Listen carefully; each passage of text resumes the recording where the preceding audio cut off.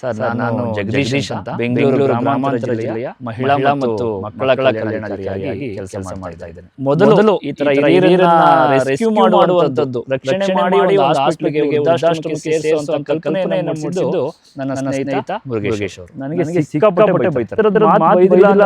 ಕೆಟ್ಟ ಪದಗಳಲ್ಲಿ ನಮಗೆ ನಿಲ್ಲಿಸ್ತಾರೆ. ಒಬ್ಬಳಂತೂ ಹೊಡೆದೇ ಕಲ್ಲಲ್ಲಿ. ನಾನು ಆವತ್ತು ವಾಪಸ್ ಬಿಡ್ತೀನಿ. ಒಬ್ಬರಿಗೆ ರಾಣಿ ಅಂತ ಹೆಸರು ಕೊಡ್ತೀನಿ, ಇನ್ನೊಬ್ಬರಿಗೆ ಚೆನ್ನಮ್ಮ ಅಂತ ಕೊಡ್ತೀನಿ. ಏನಪ್ಪ ಹೇಳ್ತೀನಿ, ಆಧಾರ್ ಕಾರ್ಡ್ ಕೊಡ್ತಾನೆ. ನಿಜವಾದ ಚೆನ್ನಮ್ಮನೆ. ನಾನು ಇವತ್ತು 225 ಕಾರಣನೇ ಆ ಚೆನ್ನಮ್ಮ ಮತ್ತು ರಾಣಿ ಅಂತ ತಪ್ಪಾಗಲ್ಲ. ಸರ್ ನಮಸ್ತೆ. ನಮಸ್ಕಾರ ಸರ್. ಸರ್ ನಿಮ್ಮ ಒಂದು ಕಿರು ಪರಿಚಯ ಮಾಡಿಕೊಡ್ತೀರಾ? ಸರ್, ನಾನು ಜಗದೀಶ್ ಅಂತ, ಬೆಂಗಳೂರು ಗ್ರಾಮಾಂತರ ಜಿಲ್ಲೆ ದೊಡ್ಡಬಳ್ಳಾಪುರ ತಾಲೂಕು ನಾಗದೇನಹಳ್ಳಿ ಗ್ರಾಮದಲ್ಲಿ ಮುನೇಗೌಡ ಮತ್ತು ಪಾರ್ವತಮ್ಮ ಅವರ ಮಗನಾಗಿ 4ನೇ ಮಗನಾಗಿ ಹುಟ್ಟಿದೆ. 2013ರಲ್ಲಿ ನನಗೆ ಮಹಿಳಾ ಮತ್ತು ಸರ್ಕಾರದ ಸೇವೆಗೆ ಸೇರಿಕೊಳ್ತಾನೆ. ಅದಾದಮೇಲೆ ವಿವಿಧ ಜಿಲ್ಲೆಗಳಲ್ಲಿ ಕೊಡಗು, ಕೋಲಾರ, ಬೆಂಗಳೂರು ಗ್ರಾಮಾಂತರ, ಚಿಕ್ಕಬಳ್ಳಾಪುರ ಇಲ್ಲೆಲ್ಲ ವಿವಿಧ ಹುದ್ದೆಗಳಲ್ಲಿ ಕರ್ತವ್ಯ ನಿರ್ವಹಿಸಿ ಅದರಲ್ಲಿ ಬಹುಪಾಲು ನನ್ನ ಸೇವೆಯನ್ನು ವಿಕಲಚೇತನರು ಮತ್ತು ಹಿರಿಯ ನಾಗರಿಕರ ಸಬಲೀಕರಣ ಇಲಾಖೆಯಲ್ಲಿ ಜಿಲ್ಲಾ ವಿಕಲಚೇತನರ ಕಲ್ಯಾಣಾಧಿಕಾರಿಯಾಗಿ ಕಾರ್ಯನಿರ್ವಹಿಸಿದ್ದೇನೆ. ಈಗ ಸದ್ಯಕ್ಕೆ ಬೆಂಗಳೂರು ಗ್ರಾಮಾಂತರ ಜಿಲ್ಲೆಯ ಮಹಿಳಾ ಮತ್ತು ಮಕ್ಕಳ ಕಲ್ಯಾಣಾಧಿಕಾರಿಯಾಗಿ ಕೆಲಸ ಮಾಡ್ತಾ ಇದ್ದೇನೆ. ಹೆಂಗೆ ನಡೀತಿದೆ ಸರ್ ಈ ನಿಮ್ಮ ಕೆಲಸ? ಹಿರಿಯ ನಾಗರಿಕರದು ಇದೆಲ್ಲ, ಹಿರಿಯ ನಾಗರಿಕರ ವಿಷಯಗಳನ್ನು ನಾನು ತುಂಬ ವಿಶೇಷವಾಗಿ ತಗೊಳ್ತೀನಿ. ಜೀವನದಲ್ಲಿ ನಾನು ನನ್ನ 2 ತಾತಂದ್ರೂ ನೋಡೋಕ್ಕಾಗಲಿಲ್ಲ. ನನ್ನ ಅಪ್ಪ ಅಮ್ಮನವರ ಅಪ್ಪ ಅಮ್ಮನ್ನ ನೋಡೋಕ್ಕಾಗಲಿಲ್ಲ. ನನಗೆ ಸಿಕ್ಕಿದ್ದ ಕೊನೆಯ ಪ್ರೀತಿ ನನ್ನ ತಾಯಿಯ ತಾಯಿ. ಅವರ ನಮ್ಮ ಅಜ್ಜಿ ಅಕ್ಕಲಮ್ಮ ಅಂತ ಅಜ್ಜಿ ಇದ್ದರು ನಮಗೆ. ಅವರು ಆ ಕಾಲಕ್ಕೇ ಸಾಕಷ್ಟು ರೀತಿಯ ಹಿರಿಯ ನಾಗರಿಕರಿಗೆ ಕಣ್ಣು ಆಪ್ರೇಷನ್ ಮಾಡಿಸೋವಂಥದ್ದು, ಹೆರಿಗೆ ಮಾಡಿಸೋವಂಥದ್ದು, ಯಾರೋ ಬೆಂಗಳೂರಿಗೆ ಮತ್ತು ತಾಲೂಕು ಕೇಂದ್ರಗಳಿಗೆ ಹಾಸ್ಪಿಟ್ಲಿಗೆ ಬರಬೇಕಾದ್ರೆ ಅವ್ರನ್ನ ಹಳ್ಳಿಗಳಿಂದ ಕರ್ಕೊಂಬರೋವಂಥ ಕೆಲಸ ಮಾಡ್ತಾಯಿದ್ರು. ಮತ್ತು ನಮಗೂ ಹೇಳ್ತಾಯಿದ್ರು, ನಾವು ಈ ಥರ ಮಾಡಿದೆ ಅಂತ. ಅವರ ಆ ಸೇವಾ ಸ್ಫೂರ್ತಿಯೇ ನನಗೂ ಎಲ್ಲೋ ಬಳುವಳಿಯಾಗಿ ಬಂತು ಅಂತ ನಾನು ತಿಳ್ಕೊಂಡಿದ್ದೇನೆ. ಅದನ್ನೇ ಮುಂದುವರಿಸುವ ಕೆಲಸವನ್ನು ನಾನು ಮಾಡಿದೆ. ಹಿರಿಯ ನಾಗರಿಕರ ವಿಚಾರದಲ್ಲಿ ಸಾಕಷ್ಟು ಹಿರಿಯ ನಾಗರಿಕರನ್ನ ನಾನು ಈ ರಸ್ತೆ ಬದಿಯಲ್ಲಿ ಮನೆಯನ್ನು ಬಿಟ್ಟು ಬಂದಿರ್ತಾರೆ. ಕೆಲವರು ಮನೆ ಬಿಟ್ಟು ಬಂದು ದೇವಸ್ಥಾನಗಳು, ಬ್ರಿಡ್ಜ್ಗಳ ಕೆಳಗೆ, ಈ ಹೋಟೆಲ್ಗಳ ಮುಂದೆ ಸುಮ್ಮನೆ ಕೂತ್ಕೊಂಡಿರ್ತಾರೆ. ಅಂಥವ್ರನ್ನ ವೃದ್ಧಾಶ್ರಮಕ್ಕೆ ತಲುಪಿಸೋ ಅಂಥ ಕೆಲಸವನ್ನು ನಾನು ಮಾಡ್ತಾ ಇವತ್ತು 228-230ವರೆಗೂ ನಮ್ಮ ರೆಸ್ಕ್ಯೂ ಕಾರ್ಯ ನಡೀತಾ ಬಂದಿದೆ. ಮೊದಲನೇದು ನೀವು ರೆಸ್ಕ್ಯೂ ಮಾಡಿದ್ದು ಯಾರನ್ನ? ಸರ್, 2014ರಲ್ಲಿ ಸುಂಟಿಕೊಪ್ಪದಲ್ಲಿ ನಮ್ಮ ಸ್ನೇಹಿತರು ಮುರುಗೇಶ್ ಅಂತ ಸ್ವಸ್ಥಾ ಸಂಸ್ಥೆಯಲ್ಲಿ ಕೆಲಸ ಮಾಡ್ತಾಯಿದ್ರು. ಅವರು ಈ ಥರ ಒಂದು ಅಜ್ಜಿ ಒಂದು 15 ದಿನದಿಂದ ಇಲ್ಲೇ ಉಳ್ಕೊಂಬಿಟ್ಟಿದ್ದಾರೆ ರಸ್ತೆಯಲ್ಲಿ. ಅವ್ರಿಗೆ ಬೇರೆ ಯಾವುದೋ ಆಶ್ರಯ ಇಲ್ಲ, ಏನಾದರೂ ಮಾಡಬೇಕಲ್ಲ ಅಂಥೇಳಿ ನಾವಿಬ್ಬರು ಕೂತು ಮಾತಾಡಿದಾಗ ಅವ್ರನ್ನ ಬೆಂಗಳೂರಿನ RVM ಹಾಸ್ಪಿಟ್ಲಿಗೆ ಸೇರಿಸುವಲ್ಲಿ ಪ್ರಾರಂಭವಾದಂಥ ಒಂದು ರಕ್ಷಣಾ ಕಾರ್ಯ ಇವತ್ತು 228-229ಕ್ಕೆ ತಲುಪಿದೆ. ಮೊದಲು ಈ ಥರ ಹಿರಿಯರನ್ನು ರೆಸ್ಕ್ಯೂ ಮಾಡುವಂಥದ್ದು, ರಕ್ಷಣೆ ಮಾಡಿ ಒಂದು ಹಾಸ್ಪಿಟ್ಲಿಗೆ ವೃದ್ಧಾಶ್ರಮಕ್ಕೆ ಸೇರಿಸುವಂಥ ಕಲ್ಪನೆಯನ್ನು ಮೂಡಿಸಿದ್ದು ನನ್ನ ಸ್ನೇಹಿತ ಮುರುಗೇಶ್ ಅವರು. ಸರ್, ಮನೆಯಿಂದ ಏನಕ್ಕೆ ಬರ್ತಾರೆ, ಅಥವಾ ಹೊರಗೆ ಹಾಕ್ತಾರಾ ಅಥವಾ ಅವರೇ ಬರ್ತಾರಾ, ಹೇಗೆ ಸರ್? ಸರ್, ಮನೆಯಲ್ಲಿ ಆರಾಮಾಗಿ ಹೋಗ್ತಾ ಇರುತ್ತೆ. ಏನೋ ಒಂದು ಫ್ಯಾಮಿಲಿ ಕುಟುಂಬ ಸದಸ್ಯರಲ್ಲಿ ಒಂದು ಸಣ್ಣ ಬಿರುಕು ಬರ್ತದೆ, ಒಂದು ಸಣ್ಣ ಏನೋ ವೈಮನಸ್ಸು ಬರ್ತದೆ, ಒಂದು ಮನಸ್ತಾಪ ಬರ್ತದೆ. ಆ ಸಂದರ್ಭದಲ್ಲಿ ಅವರು ಏನೋ ಬೇಸರ ಆಗಿ ಆಚೆ ಬಂದಂಥವರು ಸ್ವಲ್ಪ ದಿನ ಇರುವ ದುಡ್ಡು ಮನೆಯಿಂದ ತೊಗೊಂಬಂದ 1,000-2,000 ಊಟಕ್ಕೆ ಅದಕ್ಕೆ ಇದಕ್ಕೆ ಖರ್ಚು ಮಾಡ್ಕೊಳ್ತಾರೆ. ಆ ಹಣ ಖಾಲಿ ಆದಮೇಲೆ ಅವರು ಇವನ್ನ ಕೇಳ್ಕೊಳ್ಳೋಕ್ಕೆ ಸ್ಟಾರ್ಟ್ ಮಾಡ್ತಾರೆ. ಕೆಲವೊಂದು ಸಂದರ್ಭ ಕೇಳಿಕೊಂಡು ಸಾಕಷ್ಟು ದಿನ ಇದ್ದ ಸಂದರ್ಭದಲ್ಲಿ ದಿನ ಕಳೆದಾಗೆ ಅವರೆಲ್ಲೋ ದೇವಸ್ಥಾನದ ಹತ್ರ, ಜೋಪಡಿಗಳ ಹತ್ರ, ಬ್ರಿಡ್ಜ್ ಕೆಳಗೆ, ಹೋಟೆಲ್ಸ್ ಹತ್ರ ಅಲ್ಲೇ ಆಚೆ ಉಳಿಯೋದಕ್ಕೆ ಸ್ಟಾರ್ಟ್ ಮಾಡ್ತಾರೆ. ಅದಾದ ನಂತರ ಅವರು ಆಚೆನೇ ಇದ್ದು ಅವ್ರ ಮೈಂಡಲ್ಲಿ ಒಂದು ಬ್ಲ್ಯಾಂಕ್ ಥರ ಆಗಿ ಅವ್ರಿಗೆ ಹಳೇದನ್ನೆಲ್ಲ ಮರಿತಾ ಹೋಗ್ತಾರೆ. ಒಂದೊಂದನ್ನೇ ಫ್ಯಾಮಿಲಿಯಿಂದ ತುಂಬ ದೂರ ಆಗ್ತಾರೆ. ಆ ಮರಿತಾ ಅವ್ರಿಗೆ ಒಂದು ಮಾನಸಿಕ ಅಸ್ವಸ್ಥತೆ ಕಾಡೋಕ್ಕೆ ಪ್ರಾರಂಭ ಆಗ್ತದೆ. ಆ ಮಾನಸಿಕ ಅಸ್ವಸ್ಥತೆ ದಿನ ಹೋಗ್ತಾ ಉಲ್ಬಣಗೊಂಡು ಅವರು ತನ್ನನ್ನು ತಾನೇ ಮರ್ತೋಗ್ತಾರೆ. ನಾನು ಯಾರು, ಎಲ್ಲಿದ್ದೀನಿ, ಏನು ತಿಂತಾಯಿದ್ದೀನಿ, ಎಲ್ಲಿ ಉಳ್ಕೋತಾ ಇದ್ದೀನಿ, ಇವೆಲ್ಲವನ್ನೂ ಮರೆತು ಆ ಊಟ ಅಳಿಸೋಗಿದ್ರೂ ಸಹ ಅವ್ರಿಗೆ ಇದು ಅಳಿಸೋಗಿರೋದು ಅನ್ನೋದು ಗೊತ್ತಾಗದೇ ಇರೋ ಮಟ್ಟಕ್ಕೆ ತಲುಪ್ತಾರೆ. ಅಂದರೆ ಅಳಿಸೋಗಿರೋದೇ ತಿಂತಾ ಇರ್ತಾರ? ಹೌದು. ಯಾರೋ ಒಬ್ರು ಹಾಕಿರ್ತಾರೆ, 3-4-5 ದಿನಗಳಾಗಿರ್ತದೆ, ಅದೇ ಊಟವನ್ನು ತಿಂತಾ ಇರ್ತಾರೆ. ಅದೇ ಹಣ್ಣುಗಳೆಲ್ಲ ಕೊಳ್ತೋಗಿರುತ್ತೆ, ಅದನ್ನೇ ತಿಂತಾ ಇರ್ತಾರೆ.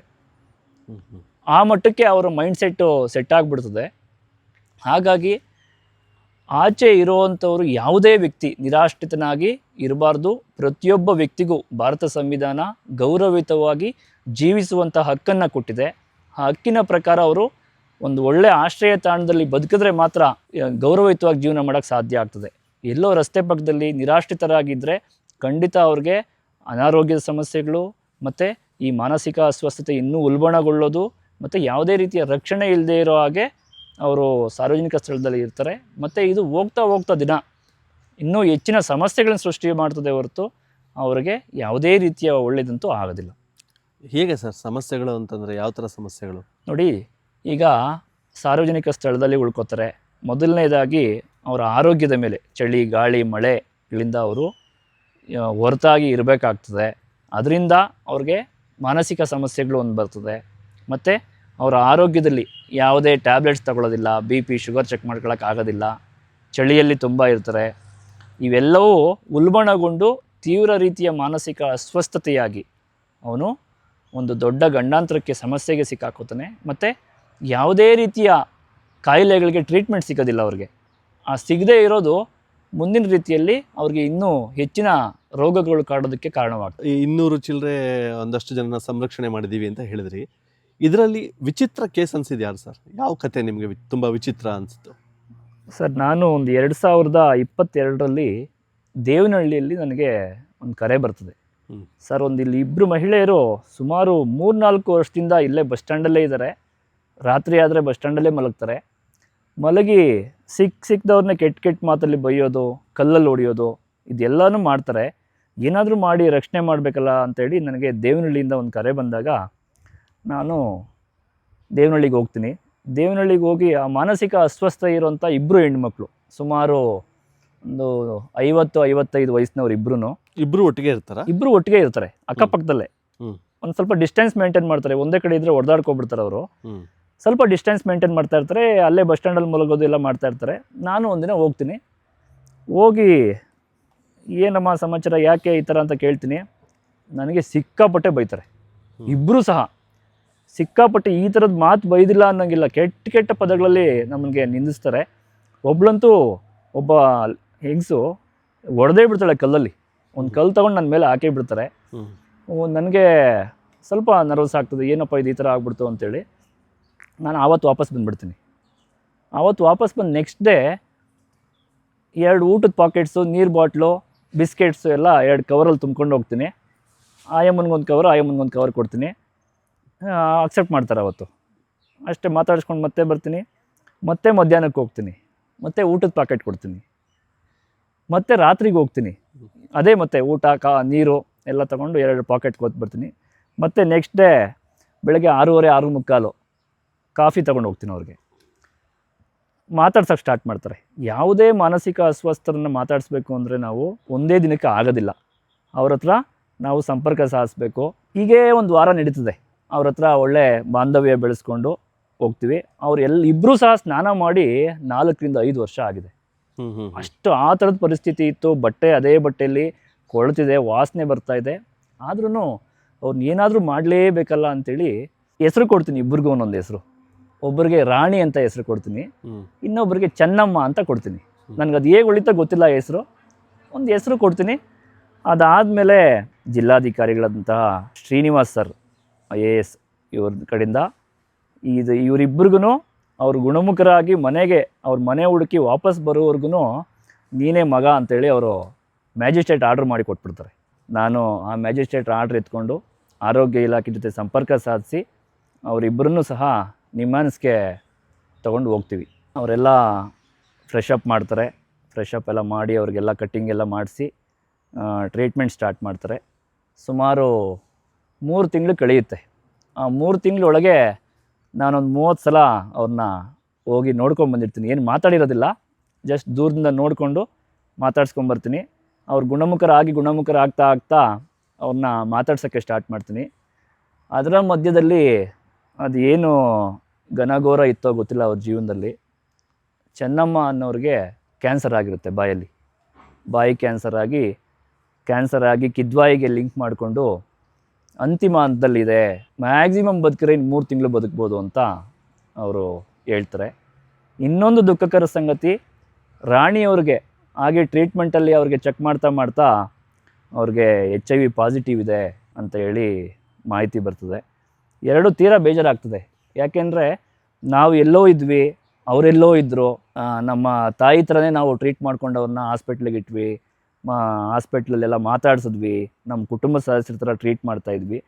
ಇಬ್ಬರಿಗೂ ಈ ಥರ ಒಬ್ರಿಗೆ ಕ್ಯಾನ್ಸರು, ಒಬ್ರಿಗೆ HIV ಎಂದಾಗ ನೋವಾಗ್ತದೆ. ಏನು ನೋಡಿ, ಎಲ್ಲೋ ಫ್ಯಾಮಿಲಿಯಲ್ಲಿದ್ದವರು ಆಚೆ ಬಂದು ಎಷ್ಟೆಲ್ಲ ನೋವಿದೆ ಅವರಲ್ಲಿ ಅಂತೇಳಿ ನಾವು ಚರ್ಚೆ ಮಾಡ್ತಾ ಚೆನ್ನಮ್ಮನಿಗೆ ತೀರಾ ಆರೋಗ್ಯ ಹದಗೆಟ್ಬಿಡ್ತದೆ, ಕ್ಯಾನ್ಸರಿಂದ ಹದಗೆಡ್ತದೆ. ಇಲ್ಲ, ಇನ್ನೊಂದು 15 ದಿನ ಬದುಕ್ಬೋದು ಇವರು ಅಂತ ಅವ್ರು ಏನು ಹೇಳ್ತಾರೆ, ನೀವು ಮನೆ ಕರ್ಕೊಂಡು ಹೋಗ್ಬೋದು ಅಂತ ನನಗೆ ಹೇಳ್ತಾರೆ. ಮನೆ ಯಾರು ಗೊತ್ತಿಲ್ಲ ನನಗೆ. ಏನು ಮಾಡೋದು, ಏನಾದರೂ ಯೋಚನೆ ಮಾಡಬೇಕಲ್ಲ, ಟ್ರೀಟ್ಮೆಂಟು ಅವಶ್ಯಕತೆ ಇದೆ ಅಂಥೇಳಿ ಕರುಣಾಶ್ರಯ ಅಂಥೇಳಿ ಒಂದು ಕ್ಯಾನ್ಸರ್ ಕೇರ್ ಹಾಸ್ಪಿಟ್ಲ್ ಇರ್ತದೆ, ಈ ವೈಟ್ ಫೀಲ್ಡ್ ಹತ್ರ ಇರುತ್ತೆ. ಅಲ್ಲಿಗೆ ಕರ್ಕೊಂಡು ಹೋಗ್ತೀವಿ. ಅಲ್ಲಿಗೂ ನಿಮ್ಮ ಸೈನ್ ಬೇಕು ಅಂತ ಹೇಳ್ತಾರೆ. ಮತ್ತೆ ಹೋಗಿ ಅಲ್ಲಿ ಸೈನ್ ಮಾಡಿ ನನ್ನದೇ ರಿಲೇಟಿವ್ ಅಂತಲೇ ಹೇಳಿ ಮ್ಯಾಜಿಸ್ಟ್ರೇಟ್ ಆರ್ಡ್ರ್ ತೋರಿಸಿ ಕರುಣಾಶ್ರಯದಲ್ಲಿ ಇಟ್ಟು ಒಂದು 7-8 ದಿನ ಇದ್ದರು ಅನಿಸುತ್ತೆ. ತೀರ್ಕೊಂಬಿಡ್ತಾರೆ. ತೀರ್ಕೊಂಡಾಗ ನನಗೆ ಕರೆ ಬರ್ತದೆ, ನಿಮ್ಮ ತಾಯಿಯೋ ತೀರ್ಕೊಂಬಿಟ್ಟಿದ್ದಾರೆ, ದಯಮಾಡಿ ಬನ್ನಿ ಸರ್ ಅಂತ. ನಾವು ತಕ್ಷಣ ನಾನು ಮತ್ತು ನಮ್ಮ ಸನ್ನದ್ಧ ಟ್ರಸ್ಟ್ನ ಅಧ್ಯಕ್ಷರಂಥ ಶ್ರೀಭಾಸ್ಕರ್ ಅವತ್ತು ಬೆಳಗ್ಗೆ 6 ಗಂಟೆಗೆ ಕರುಣಾಶ್ರಯಕ್ಕೆ ಹೋಗಿ ಅಲ್ಲಿ ಅವ್ರದ್ದು ಡೆತ್ ಸರ್ಟಿಫಿಕೇಟ್ ಎಲ್ಲ ಸಂಬಂಧಪಟ್ಟ ಪ್ರಾಧಿಕಾರದಿಂದ ಡೆತ್ ಸರ್ಟಿಫಿಕೇಟ್ ತೊಗೊಂಡು ಅವ್ರನ್ನ ಎಲ್ಲಾದ್ರೂ ಅಂತ್ಯ ಸಂಸ್ಕಾರ ಮಾಡಬೇಕು. DC ಅವರು ಇನ್ನೊಂದು ಆದೇಶ ಅವತ್ತು ಬೆಳಗ್ಗೆ ನಾನು 6:30 ಹೋಗೋಷ್ಟರೊಳಗೆ ಶ್ರೀನಿವಾಸ್ ಸರು ಒಂದು ಆದೇಶ ಮಾಡಿದ್ರು, ಇಂಥವರು ಈ ಥರ ರೆಸ್ಕ್ಯೂ ಮಾಡಿದರು, ಇಂಥವರು ಅವರು ಅಂತಿಮ ಸಂಸ್ಕಾರವನ್ನು ಮಗನ ಸ್ಥಾನದಲ್ಲಿ ನಿಂತು ಇಂದು ಶಾಸ್ತ್ರೋಕ್ತವಾಗಿ ನೀವೇ ಅಂತಿಮ ಸಂಸ್ಕಾರ ಮಾಡಿ ಅಂತ ಆದೇಶ ಮಾಡಿ ನನಗೆ ಕಳಿಸ್ಬಿಟ್ರು ತಕ್ಷಣ. ಇನ್ನೊಂದು ದೊಡ್ಡ ಜವಾಬ್ದಾರಿ ಬಂತು ಅಂತೇಳಿ ಒಂದು ರುದ್ರಭೂಮಿಗೆ ಹೋಗಿ ನಾನು ಮತ್ತು ಶ್ರೀಭಾಸ್ಕರ್ ಅವರು ಮಗನ ಸ್ಥಾನದಲ್ಲೇ ನಿಂತು ಆಕೆಯ ಅಂತಿಮ ಸಂಸ್ಕಾರವನ್ನು ಮಾಡಿಬಿಟ್ಟು ಡಿಸೆಂಬರ್ 23 ಆವತ್ತು ನೆಕ್ಸ್ಟ್ ಡೇನೇ ನನಗೆ ಮಗು ಆಗ್ತದೆ. ಇದು ನನಗೆಲ್ಲೋ ಅನ್ನಿಸ್ತು, ಎಲ್ಲೋ ನಮಗೂ ಅವ್ರಿಗೂ ಎಲ್ಲೋ ಯಾವುದೋ ಜನ್ಮದ ಸಂಬಂಧವೇನೋ, ಆಕೆನೇ ನಮ್ಮ ಇದರಲ್ಲಿ ಹುಟ್ಟಿ ಬಂದ್ಲೇನೋ ಅಂತೇಳಿ ನನಗೆ ಅನ್ನಿಸ್ತು. ಇದು ಒಂದು ನನ್ನ ಜೀವನದಲ್ಲಿ ನನ್ನ ರೆಸ್ಕ್ಯೂ ಮಾಡಿದ್ರಲ್ಲೇ ವಿಶೇಷವಾದ ಸಂದರ್ಭ. ಇನ್ನೂ ಒಂದಿದೆ ಅದರಲ್ಲಿ. ಅದಾದಮೇಲೆ ಅವ್ನ ಕುಟುಂಬ ಸಿಗ್ತದೆ, ಚೆನ್ನಮ್ಮನವರ ಕುಟುಂಬ ಸಿಗುತ್ತೆ. ಅವ್ರ ಅಣ್ಣ ಇರ್ತಾನೆ, ಏನಪ್ಪ ನಿನ್ನ ತಂಗಿ ಹೇಗಿದ್ದಾರೆ, ಈಗೆಲ್ಲ ಹೋಗ್ಬಿಟ್ರಲ್ಲ, ಅಯ್ಯೋ ಸಾರ್ ತಂಗಿ ನನಗಿದ್ದವಳೆ ಒಬ್ಬಳು ತಂಗಿ ಯಾರೂ ಇಲ್ಲ ಅಂತ ಹೇಳ್ತಾರೆ. ಏನಪ್ಪ ನಿನ್ನ ತಂಗಿ ಹೆಸರು ಅಂತ ಕೇಳ್ತೀನಿ, ಆಧಾರ್ ಕಾರ್ಡ್ ಕೊಡ್ತಾನೆ. ನಿಜವಾದ ಹೆಸರು ಚೆನ್ನಮ್ಮನೇ, ನಿಜವಾದ ಹೆಸರು ಚೆನ್ನಮ್ಮ. ನನಗೆ ಹೇಗೆ ಅನ್ನಿಸ್ತು ಅಂದರೆ ಇದು ಏನೋ ಒಂದು ದೇವರು ಕ್ರಿಯೇಟ್ ಮಾಡಿದಂಥ ವಿಚಾರವನ ಅಂತ ಅನ್ನಿಸ್ಬಿಡ್ತು ನನಗೆ. ಖಂಡಿತ ಅನ್ನಿಸ್ಬಿಡ್ತು. ನಾನು ಏನೋ ರಾಣಿ ಚೆನ್ನಮ್ಮ ಅಂತ ಒಂದು ಹೆಸರು ಇಟ್ಬಿಟ್ಟೆ, ಅಲ್ಲಿ ನಿಜವಾದ ಹೆಸರು ಅದೇ ಆಗಿತ್ತು ಅಂದಾಗ ಖಂಡಿತ ನನಗೆ ಇದೊಂದು ಮನಸ್ಸಿಗೆ ನನಗೆ ಇವತ್ತಿಗೂ ಕಾಡ್ತಾ ಇರೋವಂಥ ವಿಚಾರ, ಹೇಗೆ ಸಾಧ್ಯ ಅಂತ. ಈ ರೀತಿಯ ಆದಾಗ ನನಗೆ ಇನ್ನೂ ಹುಮ್ಮಸ್ಸು ಬಂದ್ಬಿಡ್ತು. ಇನ್ನೂ ಹೆಚ್ಚಿಗೆ ರೆಸ್ಕ್ಯೂ ಮಾಡಬೇಕು, ಯಾರನ್ನೂ ಬಿಡಬಾರ್ದು. ನಾನು ಹಿಂಗೆ ದಾರಿಯಲ್ಲಿ ಹೋಗ್ತಾ ಇದ್ದೀನಿ ಅಂದರೆ ಯಾರು ಒಬ್ರು ಕಂಡ್ರು ಅಂದರೆ, ಯಾರು ನನ್ನ ಫ್ಯಾಮಿಲಿ ಇರಲಿ, ಅಫಿಷಿಯಲ್ ವರ್ಕ್ ಇರಲಿ, ಯಾರೇ ಇರಲಿ, ಕಾರ್ ಸೈಡ್ಗೆ ಹಾಕಿ ಇಮಿಡಿಯೇಟ್ ರೆಸ್ಕ್ಯೂ ಮಾಡಬೇಕು ಅವ್ರನ್ನ, ಅಥವಾ ಏನೋ ಅವ್ರ ವ್ಯವಸ್ಥೆ ಮಾಡಬೇಕು. ಆ ಥರ ನಾನು ಇವತ್ತು 225ಕ್ಕೆ ತಲುಪೋದಕ್ಕೆ ಕಾರಣವೇ ಆ ಚೆನ್ನಮ್ಮ ಮತ್ತು ರಾಣಿ ಅಂದರೆ ತಪ್ಪಾಗಲಾರ್ದು, ವಿಶೇಷವಾಗಿ ಚೆನ್ನಮ್ಮ ಅಂದರೆ ತಪ್ಪಾಗಲಾರ್ದು. ಹಾಗಾಗಿ ಈ ಒಂದು ಘಟನೆ ನನ್ನ ವೃತ್ತಿ ಜೀವನದಲ್ಲಿ, ವೈಯಕ್ತಿಕ ಜೀವನದಲ್ಲಿ ಮತ್ತು ದೈವಿಕ ಭಾವನೆಯನ್ನು ಇನ್ನೂ ನನಗೆ ದುಪ್ಪಟ್ಟು 100 ಪಟ್ಟು ಮಾಡೋದಕ್ಕೆ ಅದು ತುಂಬ ಪ್ರಮುಖವಾದ ಕಾರಣ ಆಯಿತು. ಅವರು ಯಾವರಿಂದ ಬಂದವರು ಸರ್? ಇಬ್ರು ಒಟ್ಟೆ ಮೊದಲೇ ಗೊತ್ತಿರೋರಾ ಅಥವಾ ಬೇರೆ ಬೇರೆ? ಇಲ್ಲ ಸರ್, ಇಬ್ರು ಬೇರೆ ಬೇರೆಯವರೇ. ಚೆನ್ನಮ್ಮ ಅನ್ನೋಳು ದೇವನಹಳ್ಳಿ ನಗರದವಳು, ರಾಣಿ ಅನ್ನೋರು ಪಕ್ಕದ ಒಂದು 5-6-7 ಕಿಲೋಮೀಟರ್ ದೂರದಲ್ಲಿರುವಂಥ ಒಂದು ಗ್ರಾಮದವರು. ಆಕೆಗೆ ಮತ್ತೆ ಮೈಸೂರಿನಲ್ಲಿ, ತುಮಕೂರಿನಲ್ಲಿ ಒಂದು HIV ಸೆಂಟರ್ಗೆ ಸೇರಿಸಿದ್ವಿ, ಪಾಲನಾ ಕೇಂದ್ರದಲ್ಲಿ. ಅವರೊಂದು 5-6 ವರ್ಷ ಇದ್ದರು, ಮತ್ತು ಅಲ್ಲಿಂದ ತಪ್ಪಿಸ್ಕೊಬಿಟ್ರು ಅಂತ ಮಾಹಿತಿ, ಮತ್ತು ಅವರು ಗ್ರಾಮಕ್ಕೆ ಬಂದರು ಅಂತ ಮಾಹಿತಿ ಬಂತು ನನಗೆ. ಮುಂದೆ ಏನಾಯಿತು ನನಗೆ ಟ್ರೇಸ್ ಮಾಡೋಕ್ಕೆ ಸಾಧ್ಯ ಆಗಲಿಲ್ಲ. ಮನೇಲಿ ಏನೋ ಸಣ್ಣ ಪುಟ್ಟ ಗೊಂದಲಗಳಾಗಿರ್ತವೆ.